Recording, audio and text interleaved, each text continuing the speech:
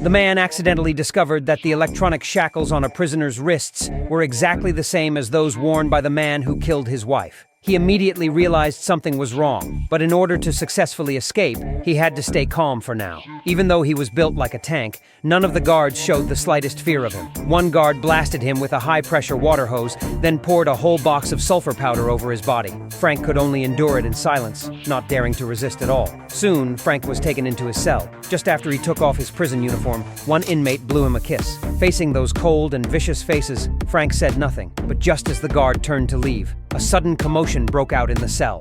But when the guard reached the cell door, he was stunned to see all the inmates lying on the floor. The next day, the warden came to see Frank personally and offered him a deal: join a deadly game called the Death Race. In exchange, if he could win 5 consecutive matches, he would earn his freedom and walk out of prison. To avenge his wife, Frank agreed without hesitation. The warden then brought him to a workshop and handed him over to a trainer. From that moment on, Frank stepped onto a path of no return. Soon, race day arrived. Frank put on his mask and stepped onto the track. The other racers also got into their vehicles. At that moment, a prison bus pulled in, and several stunning women got off one by one, but they weren't there to watch. They were assigned as navigators for each racer. A woman in a black top was paired with Frank. As the car windows rolled up, Frank took off his mask, ready to fight with everything he had. Then, with a command from the warden, the deadly game officially began.